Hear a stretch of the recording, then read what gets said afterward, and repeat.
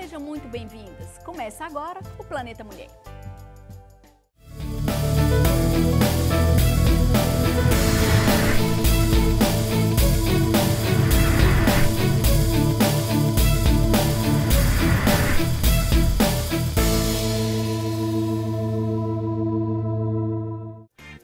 Raivas repentinas, choros inesperados, as malditas borbulhas, o cabelo que fica diferente. Calma, isso não é o fim do mundo. Se você está passando por esses problemas, provavelmente está se tornando uma mulher.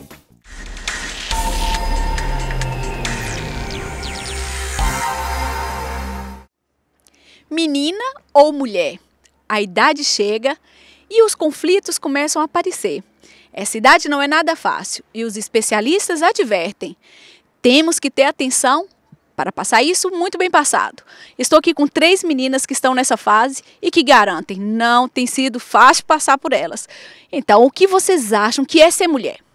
Eu acho que ser mulher é responsável e ter a sua própria vida. Está ligada à diversão. Por exemplo, a criança sempre se pode divertir, porque os adultos percebem, ela é uma criança, pode se divertir. Agora a mulher, se for para aí e está a dizer piadas assim, rir-se sem mais nem menos, as pessoas já não vão entender como entendiam se fosse uma criança. Daí a diferença de ser uma criança e uma mulher. Gosta de ser mulher? Muito bem. Gosto. Gosto. E por que é que você gosta de ser mulher? Gosto de me vestir, gosto de me maquilhar, gosto de me pentear. Sim. Agora uma pergunta aqui que não quer calar. Vocês, meninas, o que é que vocês acham melhor em ser mulher? É poder escolher as nossas roupas, ter o nosso momento, divertir-nos com as nossas amigas, essas coisas. E você? Fazer festas de pijama. Muito bem. Poder namorar um rapaz giro. Então vamos lá, dar um tchau para toda a gente, mandar um beijo para todas as mulheres. Tchau.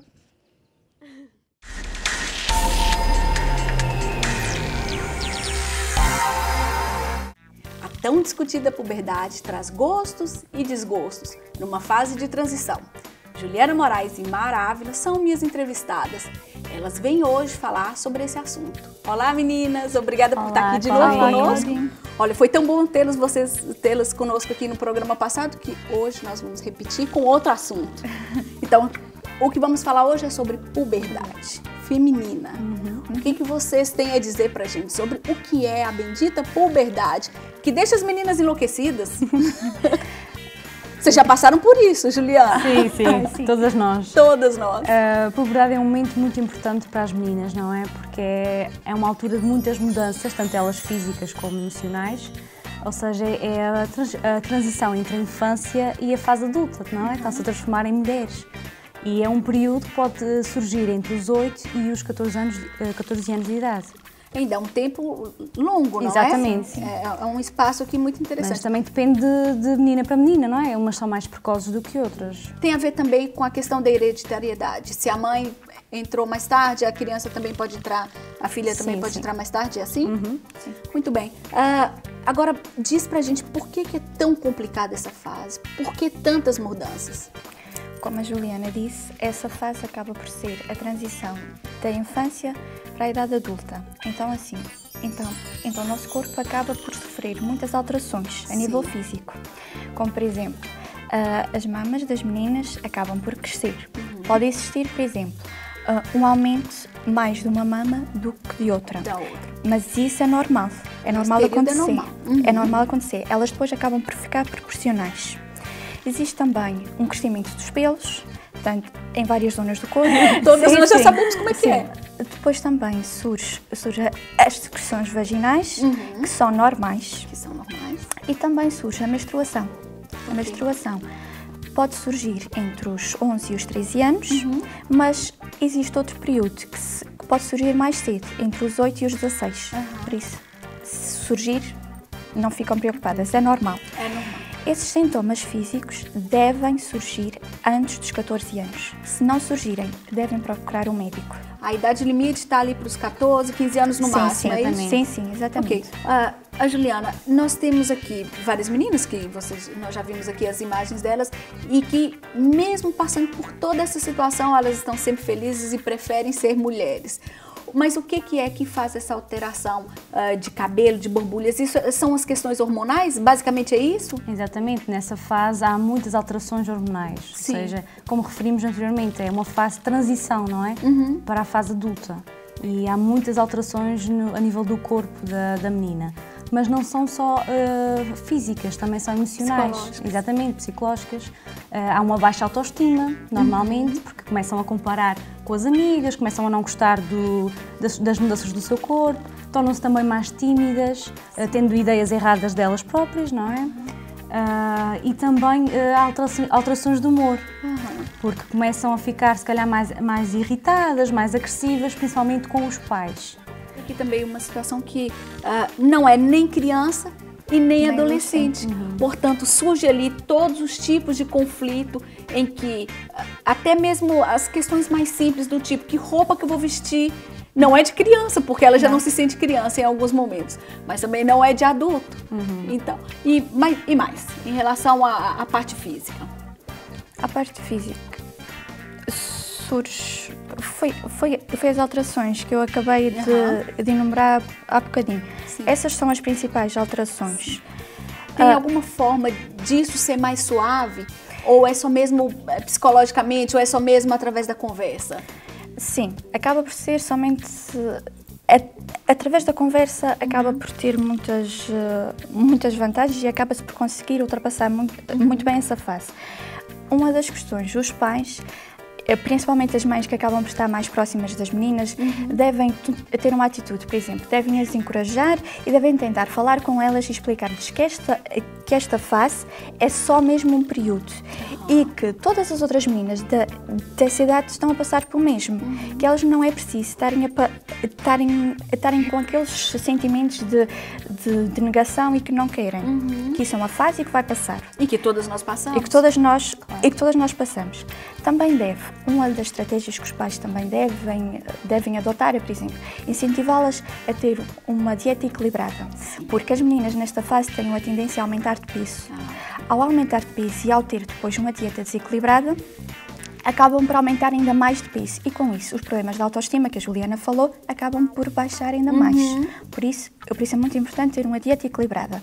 Também é importante também tentar chegar ao pé dela e dar estratégias como, por exemplo, o desodorizante, porque a transpiração aumenta, o desodorizante, adequar o shampoo para o cabelo, adequar o creme anti-oleosidade, que é para prevenir as espinhas, as ditas borbulhas, e também explicar que tipos de pentes higiênicos é que existem, quais é que são os adequados para elas.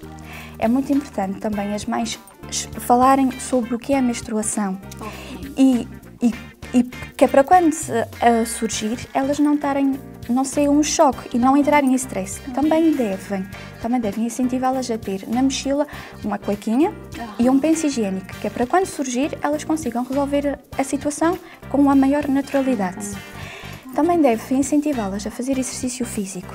O exercício físico aumenta a autoestima, faz com que elas fiquem com mais força e se for assim desportos coletivos, acaba por elas conseguirem socializar e assim não ficam no seu cantinho. Muito bem. E é muito bom. Juliana, nessa fase em que a criança se transforma, né? Que a menina tem o seu primeiro ciclo, a primeira vez, as mães devem levar a criança e já agora a mulher num especialista, numa ginecologista, num médico? Não, ou isso é mais natural? A partir da primeira menstruação não é assim necessário ir logo para o ginecologista. Se está tudo bem, está tudo dentro do normal, não é necessário. Agora, quando a menina começar, a jovem neste caso, quando começar a ter relações sexuais, começar a ter outro tipo de vida, não é? De atitude, aí convém preocupar-se com esse aspecto. Então tá, meninas, olha, eu agradeço muito a presença de vocês e eu queria que vocês fizessem pra gente considerações finais. Exatamente, Claudine.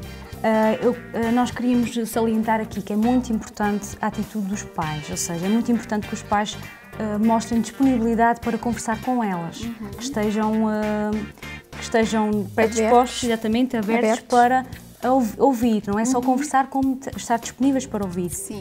Porque nesta altura elas afastam-se dos amigos, afastam-se não, Afastam-se dos pais. Dos pais. Dos pais e tendem a isso. aproximar-se dos amigos. Isso mesmo. E a relação entre mãe e filha, principalmente, pode se tornar mais tremida, não é?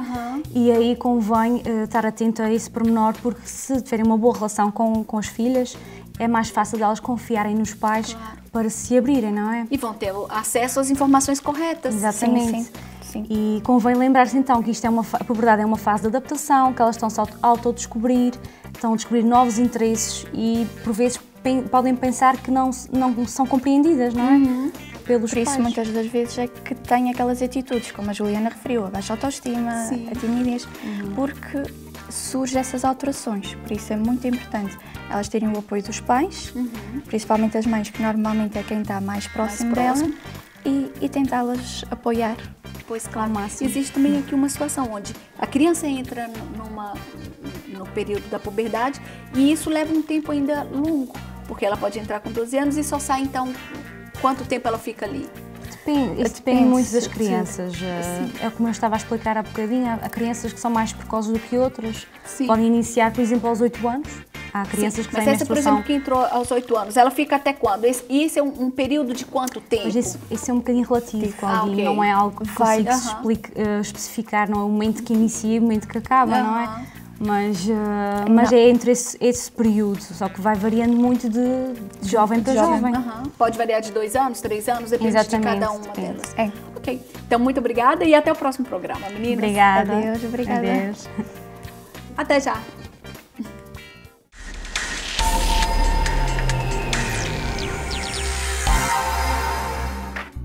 Lincoln disse certa vez que só tem o direito de criticar aquele que pretende ajudar. Mas como será que uma crítica realmente pode contribuir? Ela muitas vezes fere, machuca, entristece. Este é mais um daqueles temas que vão ser desvendados aqui, porque chegou a hora que eu adoro, aqueles 7 minutinhos que me acrescenta tanto. Está na hora de irmos a Vênus. Olá, Tânia, como vai? Tudo bem? Olá, Claudinho, tudo bem? Obrigada. Olha, eu que agradeço sempre pela sua presença e hoje esse tema eu adoro, a crítica. Até porque não existe só uma crítica, são vários tipos, não é? Exatamente. Em primeiro lugar, se calhar vamos fazer referência ao que é a crítica. Nós já falámos aqui de elogio. O elogio era o enaltecimento de uma característica ou do comportamento de determinada pessoa. Exatamente. A crítica acaba por ser o julgamento.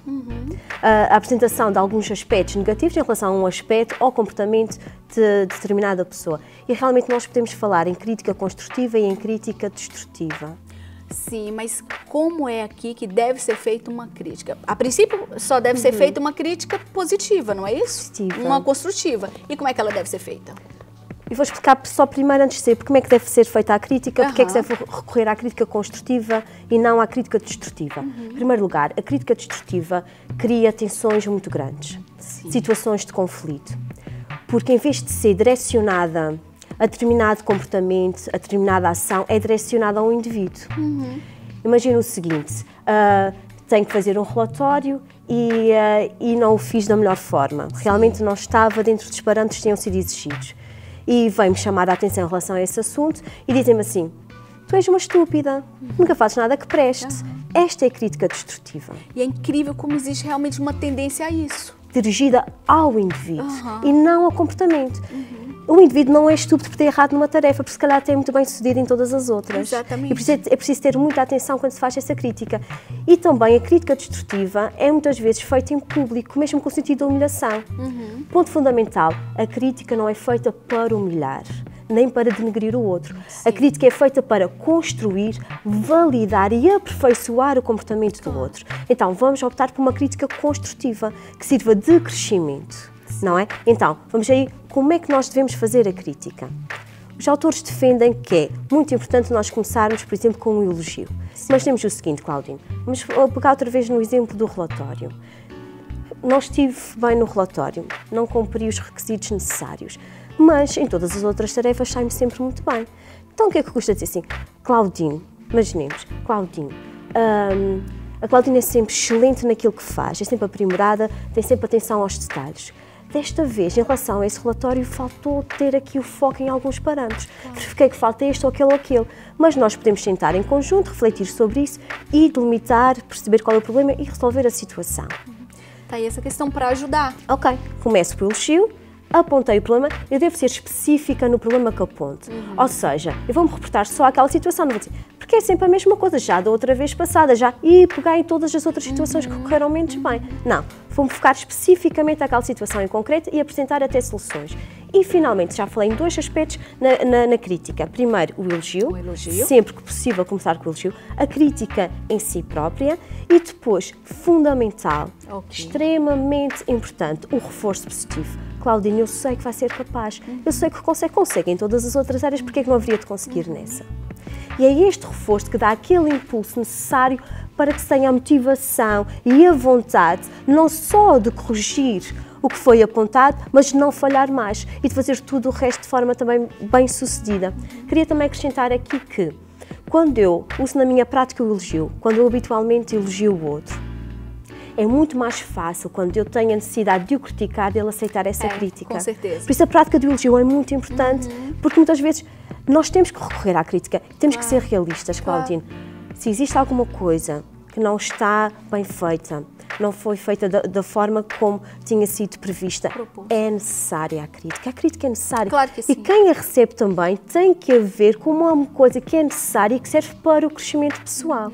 E outra, essa questão da crítica é muito interessante. Eu gosto sempre dessa rúbrica, mas a crítica também não é só no local de trabalho. Eu penso que isso deve partir também em relação aos pais com os filhos. Sem dúvida. Nesse processo de educação é muito importante saber fazer essa crítica de forma mais interessante. Sem dúvida, Não sem é dúvida. E mais uma vez, sempre apontando para o comportamento. Infelizmente se vê-se alguns encarregados de educação, porque tu és mau, porque portaste mal, porque és mau, porque...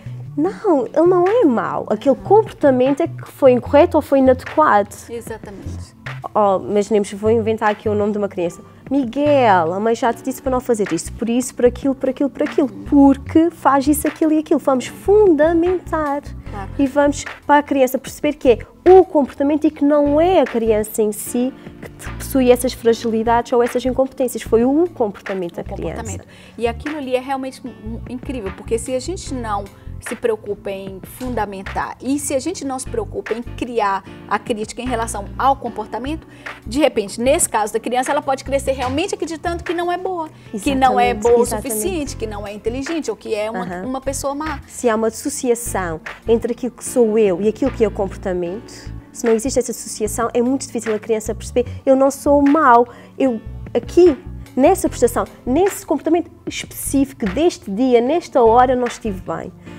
Isso não vai ter repercussões para todos os comportamentos iguais, nem para todas as situações, nem em todos os comportamentos. E é importante que isso fique muito presente, porque é normal que a gente falhe, é normal que a gente erre. Claro, todos, o tempo todo. Exatamente. E a forma como eu faço, como eu recebo a crítica e como a crítica é feita, ajuda-me nesse crescimento. Incrível como 7 minutos passam rápido. Mas eu ainda vou te pedir uma coisa, muito rapidamente, porque a nossa entrevista já está no final. Faça um desafio para quem está lá em casa nos ouvindo. Quem está lá em casa. Em relação à crítica, claro. Claro, em relação à crítica. Pense nos 3 passos fundamentais para fazer a crítica. Comece por elogio. Todas as pessoas têm, de certeza absoluta, características especiais, características muito positivas. Comece por apontar essas críticas. Depois refira-se única e exclusivamente àquele comportamento que não foi o mais correto. E aponte soluções e mostre disponibilidade para com essa pessoa resolver essa situação menos positiva. E terceiro, termine sempre com o reforço positivo. É importante que a pessoa perceba que tem as competências e as habilidades suficientes para fazer face à situação, para se melhorar e para melhorar esse comportamento. E de quebra ainda sai motivada. E sai motivada. Exatamente. Eu já tenho meu compromisso que vou fazer isso. Essa semana eu vou exercitar a crítica positiva. Semana que vem, a socióloga Tânia Ferreira vai trazer mais um assunto que eu também adoro. Nós vamos falar sobre motivação. Até lá!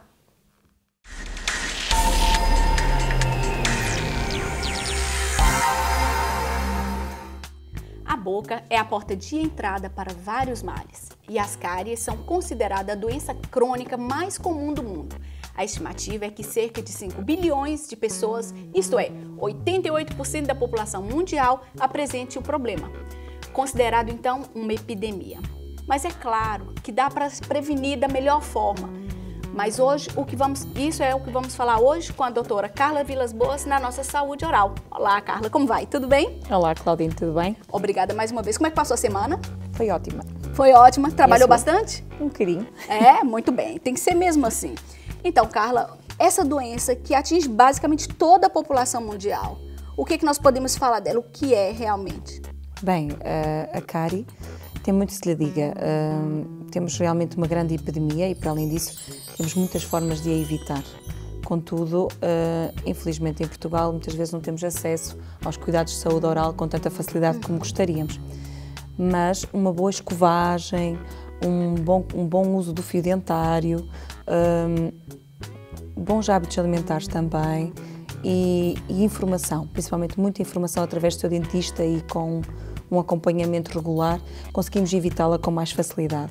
Até porque a cárie depois pode se transformar em problemas muito mais sérios na boca, não é isso? Exatamente, pronto, a boca tem várias patologias complicadas. Uma delas é a cárie, que consiste basicamente numa desmineralização do nosso esmalte, devido a vários tipos de condições, como por exemplo comer certos alimentos que são muito açucarados, que promovem um pH alterado na nossa boca, que faz com que os minerais que estão presos no dente se desprendam. Sim. E depois vem a saliva, vem a escovagem, eles voltam para o sítio. Okay. Depois vem outra vez um alimento mais ácido ou que vai promover outro tipo de pH, voltam a sair. E esta contínua saída de minerais e entrada faz com que por vezes provoque um colapso. E este colapso é a tal cárie, que faz a tal destruição do próprio dentinho, da camada de esmalte. Sim. Claro que para realmente se evitar uma destruição dos nossos dentes, que são eles que nos ajudam a sorrir e a mastigar, temos que ter uma boa escovagem, claro. Temos que ter também um bom acompanhamento do nosso dentista e os tais bons hábitos alimentares, como eu te falei. Tudo passa então por essa prevenção, porque a escovação é uma prevenção para que a pessoa não tenha cárie, né? Exatamente. A cárie começa... Quando é que nós precisamos começar a escovar os dentes? Existe aqui algumas situações. O bebê precisa já escovar os dentes? Bem, o bebê é uma situação, por acaso, engraçada, que muitas vezes, por não ter dente, é um bocadinho, as pessoas não dão muita atenção ao bebê.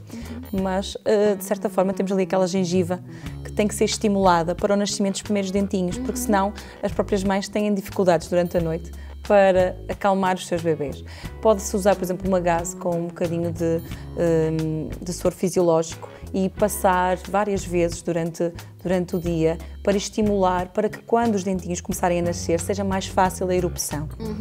Então, ou seja, durante o primeiro ano de vida devemos ir acompanhando estas crianças, os filhos dos nossos pacientes, de 6 em 6 meses, só para ver se está tudo bem, não fazendo propriamente uma consulta, mas para eles se habituarem a nós, para podermos conversar com eles, para podermos ver se eles perdem os medos do dentista, que muitas vezes são incutidos pelos adultos. É muito importante, sim. E desta forma conseguimos atempadamente resolver até problemas de esqueléticos, ou seja, sabes que muitas vezes o osso não se está a desenvolver como deve ser na criança e os pais, como não sabem, a chupeta, os maus hábitos, muitas vezes fazem com que a criança venha a ter problemas ortodônticos. Claro. Por isso, desde o início, desde pequeninos, uma pessoa deve ter atenção, quer inicialmente quando eles ainda são desprovidos de serem dependentes com uma gazezinha a estimular realmente a gengiva, quer depois, quando eles começam a crescer para perder o medo, para que nós possamos atempadamente ir resolvendo os problemas e explicando tudo. Exatamente. Passa aqui também por uma situação de criar o hábito. E se desde pequenino, até além da necessidade própria da escovação, que é a asepsia e tudo, passa-se também por essa necessidade da limpeza realmente dos dentinhos e a vontade depois da criança começar a escovar sozinha. Não é isso? Acho que a partir de 2 anos, quando é que uma mãe já pode pedir para uma criança já escovar sozinha os dentes? Eu acho que desde o princípio, desde os primeiros dentinhos que começam a ser erupcionados. Ainda hoje uma pessoa me estava a perguntar qual é o tipo de pasta que devo usar, porque ela não quer usar realmente a pasta dentífrica, não quer escovar. Bem, o problema é que tem que ser desde os primeiros dentinhos e tem que ser com uma pasta dentífrica que muitas vezes tem sabores, que muitas vezes eles comem mais a pasta do que escovam, inicialmente. Mas incentivar, e depois eles começam a copiar os adultos, começam com toda a tranquilidade a achar aquilo tão normal e é um hábito incutido que eles depois já não largam. Mas tem que ser desde o princípio, porque começar depois, ou o pai não lavar, ou não dar o exemplo, ou a mãe não lavar e não dar o exemplo, esquece, eles não vão fazer. É uma perda de tempo. Há aqui uma situação, como é uma boa escovação? Às vezes nós pensamos que escovar os dentes é só pegar a escova, colocar bastante creme dental e limpar. Mas a gente sabe que não é bem assim. Existe ali todo um processo que embora simples, tem que ser pensado. Exatamente. Pronto, nós já também aprendemos a escovar, éramos tão pequenininhos. Exatamente. E já não nos lembramos, não é? Bem, e também tem uma situação, o tempo que a gente tem para isso, não é? Nunca, geralmente, nós paramos para poder fazer uma boa escovação. Tem toda essa situação envolvida. Bem, é assim, eu acho que a tal técnica do 2-2-2, que é o mínimo 2 vezes por dia, no mínimo 2 minutos cada escovagem e a seguir às refeições 2 horas sem realmente estar a usar alimentos ou colocar alimentos na nossa boquinha, é o ideal. Uma boa escovagem passa por movimentos circulares, temos que pôr uma certa angulação na escova de cerca de 45 graus e escovar também, não esquecendo a nossa própria língua, de trás para a frente, porque muitas vezes limpamos as bactérias que estão na nossa boquinha e esquecemos da língua, mas a língua também tem imensas, que depois de acabarmos de escovar, aquilo volta novamente para os nossos dentinhos. Por isso, limpar sempre a língua, escovar sempre a língua, limpar muito bem os dentinhos e se puderem escovar 3 vezes, ainda é melhor do que propriamente as 2, eu aconselho. Há certas coisas que também devemos ter uma certa atenção, como por exemplo, se não tivermos tempo para escovar os dentinhos, que às vezes acontece, não é? Toda a gente tem esse, de vez em quando, a sua vida e é complicado. Uma maçã, escovar, ou seja, mastigar uma maçã é ótimo também para ajudar. Certas pastilhas elásticas que estimulam a saliva a seguir à refeição, não é mau, porque ao estimular a saliva é uma maneira de nós lavarmos os nossos dentinhos. De preferência sem açúcar? De preferência sem açúcar, com aquele dentinho que tem o chapéuzinho que é sinónimo que está protegido e que é aconselhado pelos dentistas. Por isso, ou seja, se não tivermos tempo para escovar os dentinhos, temos cuidado para realmente usar algum alimento ou algum outro tipo de situação que nos possa ajudar. Mas sempre que possível, escovar no mínimo 3 vezes ao dia. Porque é o ideal e se começarmos a incutir isso também nos nossos pequeninos, eles habituam-se de tal maneira que não temos problemas no futuro. Nós temos esse vídeo aí que está bem explicado, mas agora nós vamos para uma segunda fase dessa nossa entrevista. Nós vamos agora falar sobre mitos e verdades. Já chegou para a gente várias informações. Vamos agora. A primeira pergunta: o cigarro causa gengivite? Sim. E explica para a gente por quê. Porque o cigarro impede uma boa oxigenação dos tecidos gengivais e, como tal, promove uma inflamação gengival. Vai aí o recado, o cigarro não presta para nada. Se puderem evitar, era o ideal. Exatamente. Toda gente que vem aqui, que vai falar sobre saúde, sobre beleza, toda a gente fala que não vale a pena o cigarro. E vai mais esse recado, não é isso? Pois, mas é difícil, o meu marido já anda a tentar e eu não consigo. É assim, mas pelo menos quem não começou a fumar, olha, leva aí o recado agora. Então, vamos lá, não é mito, é verdade. Verdade. Verdade, ok. Outro mito ou verdade? A cárie começa a se formar logo 5 minutos depois que a pessoa começa a comer? Sim. É verdade. Pode ser interpretado dessa forma, porque logo a seguir a nós alimentarmos, temos um biofilme que se forma na superfície do dente, que se não for removido atempadamente é um local onde as bactérias vão se alojar e como tal pode promover com mais facilidade a cárie. Muito bem, então, terminou de comer, vai direto ao banheiro e escovar os dentes. É quase uma ordem. Certo. É isso? Muito bem. Então isso também é uma verdade, não é um mito. Temos aqui mais uma pergunta. A cárie pega no beijo? É verdade. É verdade. Não tem nada de mito, é verdade. Cuidado então com as bocas que estão beijando por aí, é um perigo. Não é propriamente a cárie, mas quando nós temos cáries na nossa boca, temos certos micro-organismos que estão a contaminar essas zonas. E esses micro-organismos que são patogénicos são enviados para a boca da pessoa com quem estamos a dar o nosso beijo. E como tal temos maior predominância de cáries, poderá acontecer uma maior recorrência na boca da outra pessoa. Olha, tá aí explicado o motivo por que 88% da população tem cárie. Ana, tu dás beijos. Então é verdade, é verdade. Então, uma mãe, ela pode passar problemas dentários para os filhos ainda na barriga? Isso é verdade ou é mito? Eu vou dizer que é mito. Sim.